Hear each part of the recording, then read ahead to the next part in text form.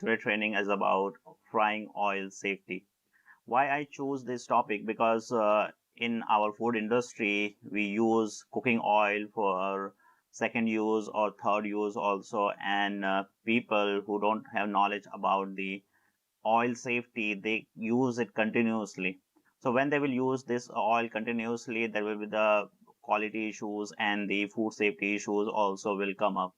So how we can resolve those issues and how we can know that how many times we can use this oil for the cooking process or frying process.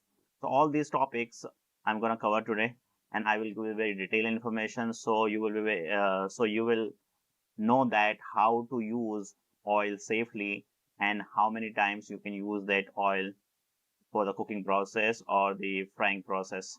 So let's start our training. Before that, please do not forget to subscribe my channel and like my videos, and please do share with your friends and colleagues as well. So let's start our training. So what is the frying process? Frying process is cooking food by using oil or fat through exposing it to high temperature. So whether we are using oil or any fat and we are exposing it to high temperature, then we do the some fry process. So that's called the frying process.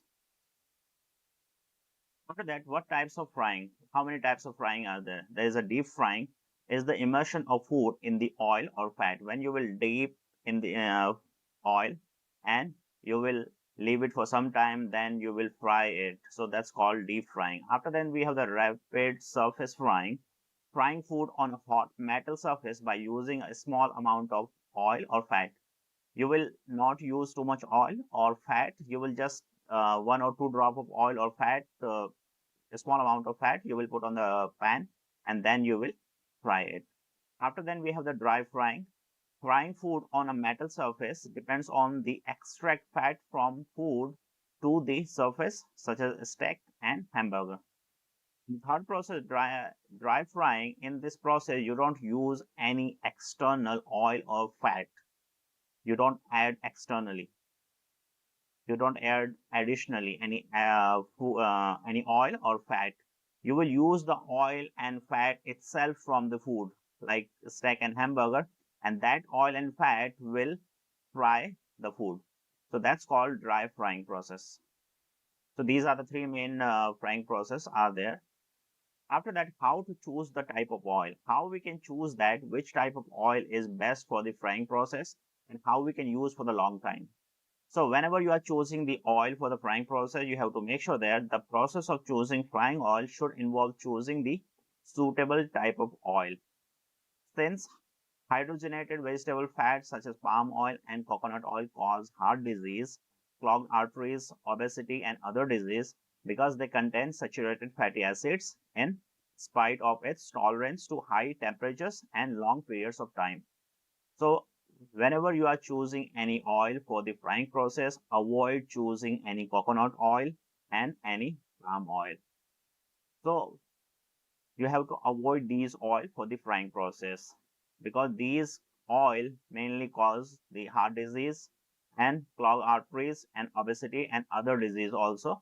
That's why you should not choose these oils for safety purpose, health and safety purpose.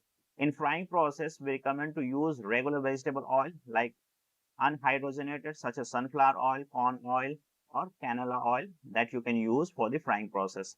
So these oil, pure vegetable oil, these are very safe for the frying process. So whenever you are choosing the oil, you have to choose these oil, not palm oil, not other oils. So you can use corn oil, canola oil, or sunflower oil for the frying process. That is the first step to choose the oil. After that, what are the manifestations of spoiled frying oil? So how you can identify what are the signs that your oil has been spoiled, your oil has to be changed? How you can identify? So you have to check that the color of the oil. As we know that the color of the oil is shiny. The first use it is shiny and it is brown or yellowish color. When you will start to use the oil, start to fry the oil, first use, second use, the color will start to change and it will turn dark. After that, decreasing of viscosity. like viscosity, that will start to decrease. After that, accumulation of large amount of impurities in the oil, then the impurities of the food particles on or certain other particles that will start to accumulate on the oil. After that, oil burns and smoke rising from it. So when the oil will spoil, too much of a smoke will start to come out from this oil. So these are the indication, these are the manifestation that will tell you that yes, your oil has been spoiled and you have to change your frying oil. So in that way, you can identify your oil. After that, how to maintain frying oil for second reuse. How you can maintain your frying oil for second reuse. So you can use that oil for the second time. So when frying finished, whenever you are finishing your frying process, you must directly filter the oil from impurities by a refinery or a piece of thin and clean cloth. So as soon as you finishing your frying process, do not leave that oil for cooling down. As you finish the process, at the same time, refine it. If there is any impurities, food particles or certain other particles are there, remove it and refine it. During preparation of the next meal, make sure to remove the remaining crumbs of food in the oil. If there is any particles of the food on the oil, make sure you are removing that one before you start any process. Avoid mixing new and old oil. Do not mix the oil, the old one and the new one. If you are using the old oil, use the old oil. Do not mix up with the new one.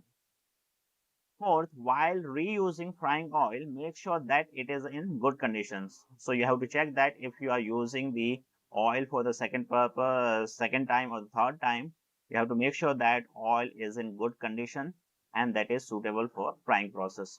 So that you have to check. After that, it is recommended to store the oil in a cool, dark place and in a tight container. Do not leave it in open container. It should be tight and it should be like room temperature, not too much high temperature, and it should be in a dark place. Frying should be done in a well ventilated place provided with appropriate hood by taking into consideration the odors emitted from the process. So whenever you are doing any frying process, make sure you have the proper ventilation process. If there is any smoke or any certain other particles that will come up, so that should be properly ventilated. And avoid using iron or copper pan because these metals accelerate the process of oil corruption. So do not use these metals whenever you are whenever you are doing any frying process, iron and copper. You have to use the stainless steel or aluminum or the certain other. So what are the best tools used in frying? What are the best tools you can use? What are the metals you can use for the frying process? It is preferred to use electrical pans and pans that contain red circles in the middle. If you can see that new type of pan, they have the red circle in the middle. That is very suitable. After that, avoid using aluminum and copper pans for a long periods of time because it is strongly oxidized while frying. So if you have to use these pans for the long time, so avoid copper pans and aluminum one. After that, avoid using low quality commercial coated pans because whenever you will start to fry and you will raise the temperature, these coated will start to come out and that will cause health issues also, and they will interact with the high temperature and the oil. So that's all from my side regarding the oil. I hope you like this video and you can maintain the safety of the oil whenever you are using any oil for the frying process, and you can use those steps which I have informed you, which I informed you so far. And as per those information, you can make sure that your oil is safe for the first time of cooking process and the second time of cooking process. And as per that information, you can choose your oil also. That's all from my side. Thank you so much for your time and patience. Have a good day.